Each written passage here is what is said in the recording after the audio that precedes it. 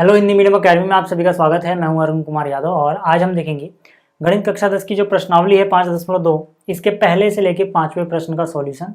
और इससे पहले की वीडियोस के लिंक इस वीडियो के डिस्क्रिप्शन में है, आप वहां से उनको देख सकते हैं। चलिए शुरुआत करते हैं क्वेश्चन नंबर 1 से। देखो जो इसका पहला प्रश्न है इस प्रश्नावली का, इसमें बोला गया है कि अपने पास एक सारणी है, इसमें रिक्त स्थानों को भरना है। ठीक है, जहाँ पर एपी का प्रथम पद ए है, सारवंतर डी है और एनवा पद जो है वो ए एन है। ठीक है, यहाँ पे ए डी एन और ए एन। ठीक है, ये एक सारणी दी गई है। हर बार कुछ ना कुछ छूट गया। जैसे पहले हिस्से में देखो ए एन यहाँ पे हमें नहीं पता, तो मतलब ए एन निकालना है। दूसरे हिस्से में देखो जो डी है, इसके नीचे खाली स्थान है, रिक्त स्थान है, तो मतलब डी क्या होगा दूसरे हिस्से में, ये बताना है। इसी तरह से इसके अलग अलग हिस्से हैं। पहले बात करते हैं इसके पहले हिस्से की। पहले हिस्से में देखो ए बराबर 7 है, डी बराबर 3 है, एन बराबर 8 है, ए एन हमें निकालना है। ठीक है, तो ए बराबर 7, ठीक है, ए बराबर 7 है, डी बराबर 3 है, एन बराबर 8 है और ए एन हमको बताना है क्या होगा।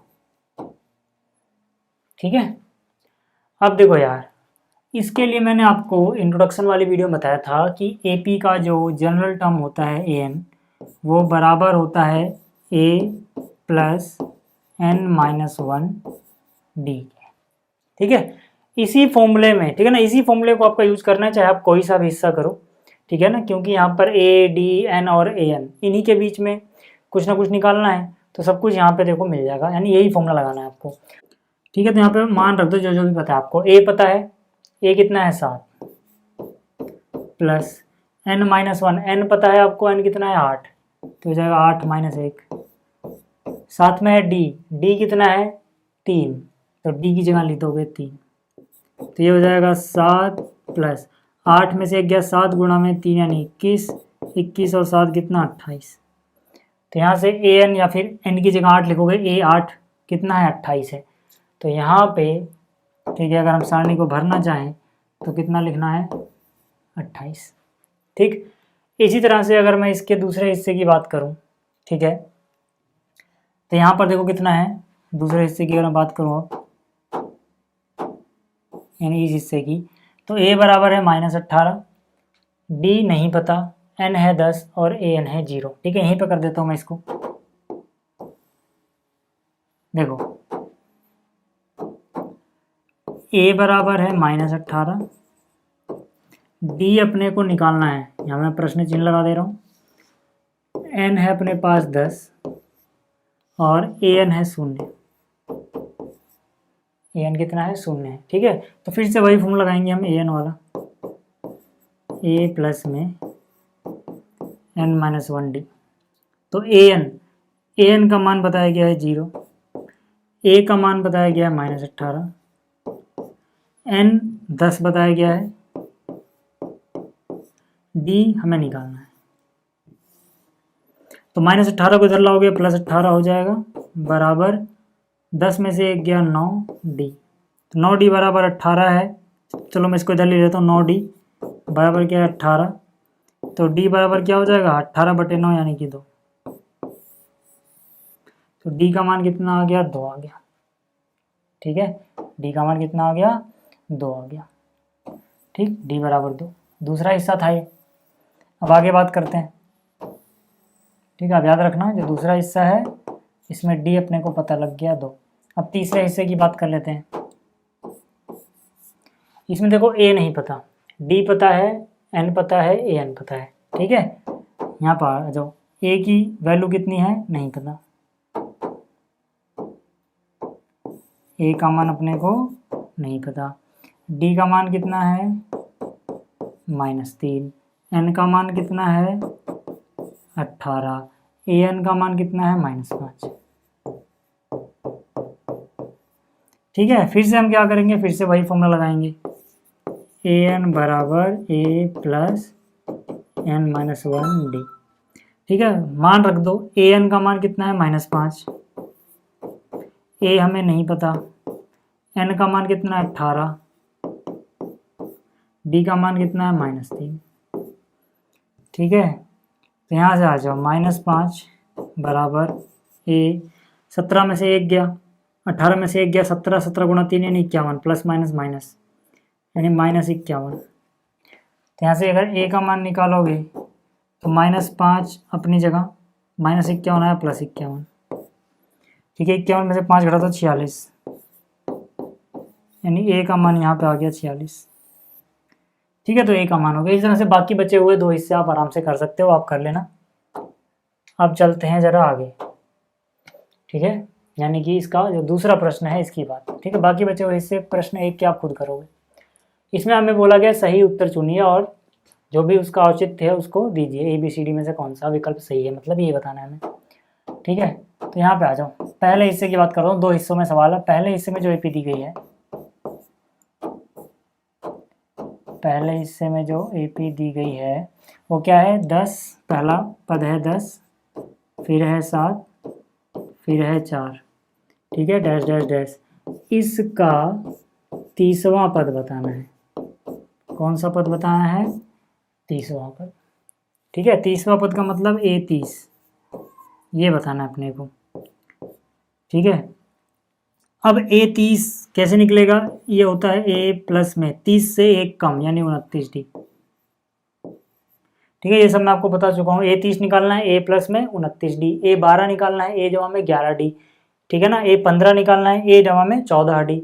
मतलब जो भी आपको ये निकालना है उससे 1 कम यहाँ पे आएगा। 30 है तो यहाँ 29, यहाँ 20 होता तो यहाँ 19, यहाँ 15 होता तो यहाँ पे 14, यहाँ पे 8 होता तो यहाँ पे 7। क्यों? क्योंकि जो AN वाला फॉर्मूला होता है वही तो है ये, वही फॉर्मूला है ये। ठीक है, 30वां पद निकालना था तो n की जगह 30 रख दिया मैंने, n की जगह 30 रख दिया, तो 30 में से 1 घटाओगे, 1 कम आएगा तो 29 बचेगा। वही चीज़ है ये। ठीक है ना, अब आ जाओ यहाँ पर। A का मान कितना है? A का मान है 10 प्लस 29 इंटू में D का मान कितना है? D निकाल लो कहीं पे भी। D कैसे निकालोगे? अगले पद में से पिछला पद घटा दो। 7 में से 10 गया, -3। तो ये कितना हो गया? प्लस माइनस माइनस, 29 3 87, निशान अलग अलग है तो घटाओगे, कितना बचेगा? -77। -77 कौन सा ऑप्शन है? -77 ऑप्शन है C। तो मतलब C सही है यहाँ पे भाई, ये सही है। ठीक है, पहला हिस्सा हो गया। दूसरा हिस्से की बात करते हैं।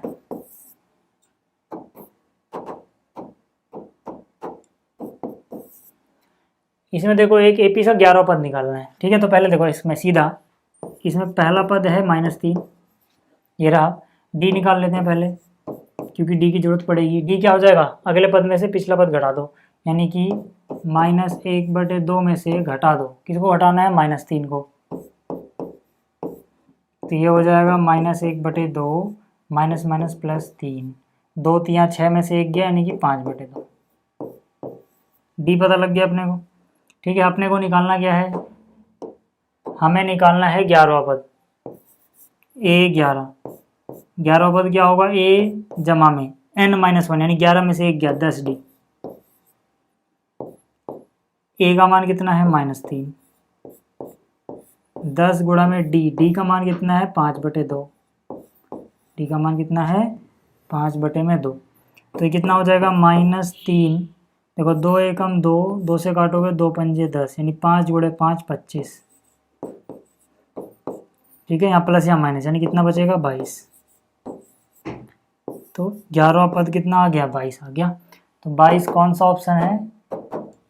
ये रहा। ठीक है, ये भी हो गया। अगला सवाल देखो। अगला सवाल भी आसान है। इसमें क्या बोला गया? निम्नलिखित समांतर श्रेणियों में रिक्त स्थानों को भरना है। जैसे यहाँ पे देखो, पहले में यहाँ पे 2, फिर डब्बा, फिर 26। ठीक है, इसको मैंने बोल दिया चलो A2 है। देखो ये A1 हो जाएगा, A2 A3, ऐसे ही तो होगा। तो A1 यानी A का मान अपने को पता है कितना है? 2 है। और A3 इसका मान अपने को पता है कितना है? 26 है। ठीक, अब A3 जो होगा उसको मैं एक और चीज लिख सकता हूँ, A जमा में 2D बराबर है 26, है ना। A3 को मैं क्या लिख सकता हूँ? A जमा 2D, जैसे हमने इससे पहले किया था। जैसे हम A11 को क्या लिख रहे थे? A जमा में 10D। 11 है तो 1 कम 10, वैसे ही यहाँ पे 3 है तो 1 कम 2। अब यहाँ से A का मान 2 रख दो, क्योंकि ए का मान अपने को 2 पता है। हालांकि इससे आसान तरीका है इस सवालों करने का, अभी मैं बताऊंगा, पहले आप ये तरीका देख लो। ठीक है, तो यहाँ आ गया 2, डी बराबर कितना 26, तो 2 जाएगा माइनस में, यानी कि 2d बराबर 24, तो डी बराबर 12। अब डी 12 आ गया। हमें निकालना क्या था, हमें दूसरा पद निकालना था, यानी कि a2। हमें तो क्या निकालना था, दूसरा पद, यानी कि a2 निकालना था हमें। तो a2 कैसे निकालोगे, a जमा में a1d, यानी जो भी a है उसमें d जोड़ दो। a कितना है 2। ठीक है, यहाँ जगह नहीं बची तो ऐसा करता हूँ मैं, इसको थोड़ा ऊपर कर देता हूँ। ठीक है, और कलर चेंज करना पड़ेगा। देखो यहाँ से a2 बराबर a कितना है 2 है। ठीक है, a 2 है, जमा में क्या है d, d कितना है 12, तो 12 और 2 कितना हो गया 14, यानी a2 कितना आएगा 14 आएगा। ठीक है, एक तरीका तो ये है इसको करने का। अब इससे आसान तरीका अगर आप देखना चाहते हो तो वो भी देख लो। देखो यार, अभी यहाँ पे कितना आया 14। ठीक है, एक तरीका तो ये हुआ। दूसरा तरीका क्या है जल्दी से निकालने का, देखो यहाँ पे 2 था, यहाँ पे ये बॉक्स है, यहाँ पे 26 है, और ये एपी है। इतना पक्का है कि क्या है ये एपी है, समांतर श्रेणियाँ हैं सारी। मैंने आपको इंट्रोडक्शन वाली वीडियो में बताया था कि अगर 3 लगातार पद हों किसी एपी के, 3 लगातार पद हों किसी एपी के, तो जो बीच वाला पद होता है उसे बोलते हैं समांतर माध्य। ठीक है, और बीच वाला पद का डायरेक्ट फॉर्मूला होता है, मान लो ये a2 है, तो ये डायरेक्ट फॉर्मूला होता है किनारे किनारे वाले जोड़ दो और 2 से भाग दे दो, सीधी सी बात है। ठीक है, किनारे किनारे जोड़ोगे 2 से भाग दो दोगे, यानी कि 26 और 2 28, 28 बटे में 2 यानी 14। डायरेक्ट आपके पास a2 की वैल्यू आ जाएगी 14। ठीक है, ऐसे भी कर सकते हो आप।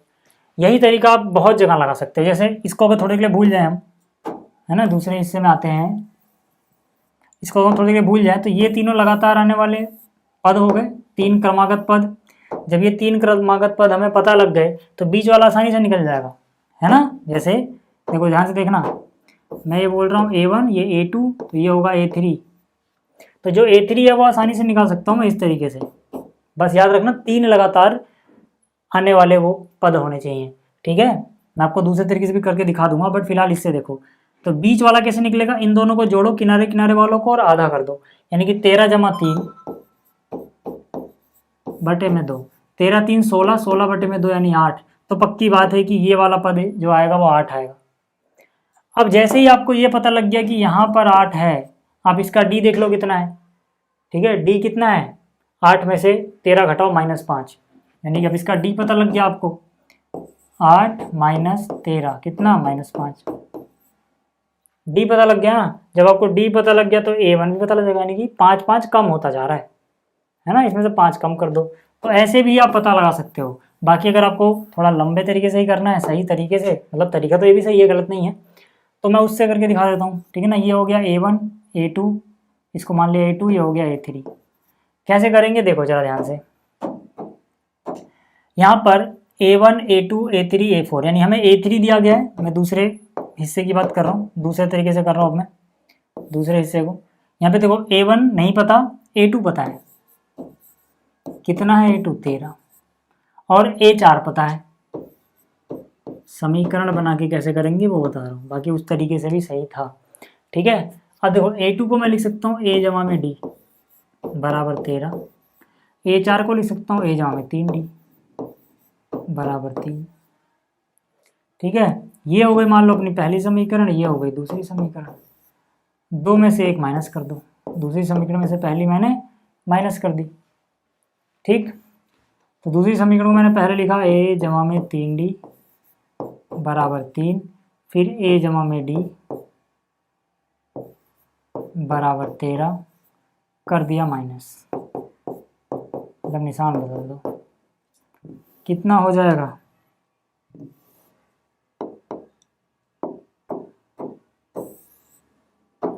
कितना हो जाएगा देखो, 13 में से 3 में से -13 यानी -10, इधर a से a कट गया, 3d में से 1d गया 2d, तो 2d बराबर 10 है, मतलब d बराबर आ गया 10। तो d का मान कितना हो जाएगा, तो d का मान कितना हो जाएगा -5।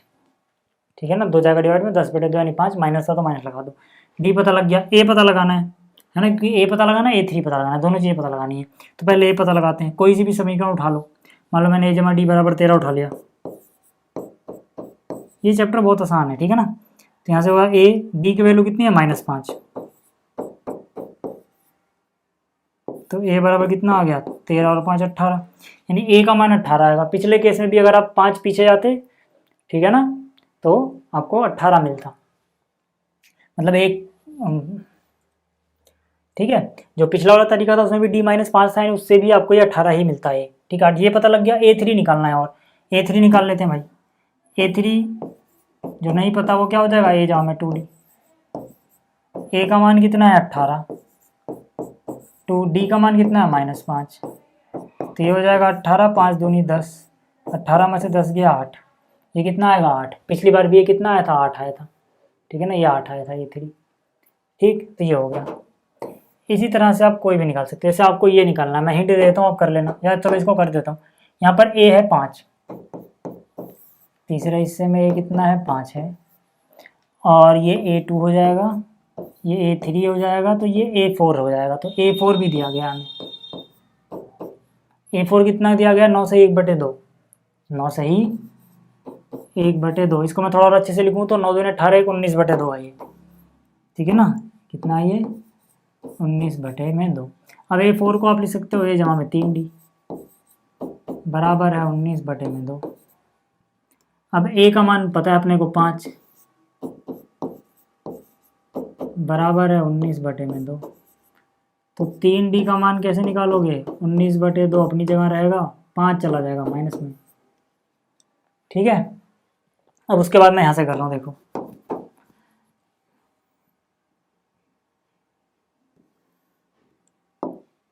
यहाँ नीचे अलग कलर से। तो यहाँ से देखो 3D बराबर 2 पंजे 10 यानी 9/2, 10 घटा दोगे तो D का मान कितना हो जाएगा, 3 जाएगा नीचे, काट देगा 3/2। देखो 9/2 था, ये वाला 3 नीचे गया होगा, 3 3 9, कितना आ गया 3/2। तो D पता लग गया अपने को 3/2। D पता है, जो भी पता लगाना है पता लगा सकते हैं। जैसे A2 पता लगाना है, चलो A2 क्या हो जाएगा, A जमा में D। A तो शुरू में ही बताया गया था 5, D हमने निकाल लिया 3/2, तो ये कितना हो जाएगा, 2 पंजे 10, 3 13 यानी कि 13/2। इस तरह से क्या A3 निकालना है। A3 क्या होता है, A जमा में 2D, ठीक है। वैल्यू रखो, ठीक है ना, यहाँ पर A का मान रख देना और यहाँ पर D का मान रख देना, कैलकुलेट करना निकल जाएगा। इस तरह से बाकी चीज़ें भी आप कर सकते हो, ठीक है। आसान सा ये प्रश्न है, हो जाएगा, ठीक। चलिए बाकी इससे आप कर लेना। चौथा करते हैं। चौथे में क्या है, इस AP का कौन सा पद 78 है। देखो ये एक AP है जिसमें पहला पद हमें बताया गया है 3, और D भी हम निकाल सकते हैं, 8 में से 3 घटा दो, अगले पद में से पिछला पद, तो D भी अपने को पता है, कितना हो गया 5। मतलब A पता है, D पता है, कौन सा पद 78 है, तो हम लिखेंगे माना nवां पद 78 है। हमें नहीं पता भाई कौन सा पद है, तो हम क्या मान लेंगे, माना nवां पद 78 है, ठीक है। nवां पद 78 कहने का मतलब क्या, an जो nवां पद है उसको मैंने मान लिया 78। हमें ना पता हो कौन सा पद है तो हम ऐसे मान के चलते हैं। तो यहाँ पे an का फॉर्मूला a प्लस में n-1d बराबर है 78। यहाँ पे जो जो पता है रख दो, जो नहीं पता वो पता लग जाएगा। a है 3, n नहीं पता कौन सा पद है, ये तो नहीं पता, d है अपने पास 5 बराबर है 78, ठीक है। तो यहाँ से n-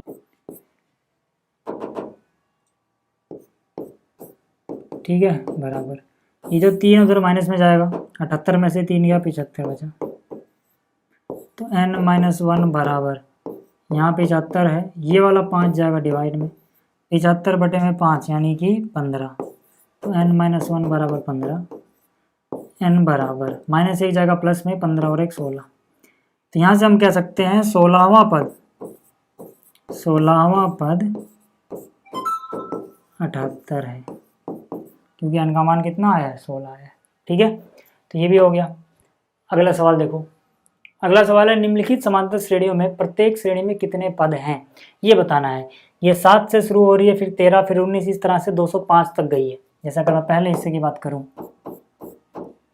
तो इसका प्रथम पद यानी a बराबर है 7, इसका जो सारवंतर यानी d है वो है 13 में से 7 घटा दो यानी 6 बचेगा, d भी पता है। और आखिरी पद यानी कि an जो है वो है 205। कितने पद हैं, तो हमने मान लिया n पद हैं। ठीक है, तो यहाँ से अब लिख लेना माना n पद हैं। तो यहाँ से an बराबर अपने को दिया गया है 205, an का मान हो जाएगा a प्लस में n माइनस 1d बराबर हो जाएगा 205। a का मान कितना है, a का मान है 7। ठीक है, आप यहाँ लिख लेना माना AP में कुल n पद हैं, ये आप लिख लेना, फिर ये उतारना। n का मान अपने को नहीं पता, d अपने को पता है 6 बराबर है 205। तो n माइनस 1 इंटू में 6 बराबर, ये 7 पहले उधर ठिकाने लगाओ माइनस में जाएगा। ठीक है ना, तो मतलब 205 माइनस 7 करोगे कितना बचेगा, 198। n माइनस 1 ये रहने दो, ये 6 जाएगा डिवाइड में, कितना हो जाएगा n माइनस 1 बराबर 6 एकम 6, 6 3 18, 6 3 18 यानी 33। तो n बराबर 33 जमा 1 यानी कि 34। तो यहाँ पे आप लिख रहे हैं ना, यहाँ कुल 34 पद हैं।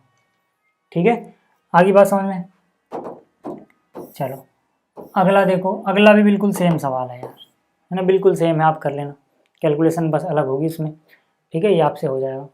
तो इस वीडियो में इतना ही, जल्दी मिलेंगे अगली वीडियो में। इस वीडियो को देखने के लिए धन्यवाद, थैंक यू।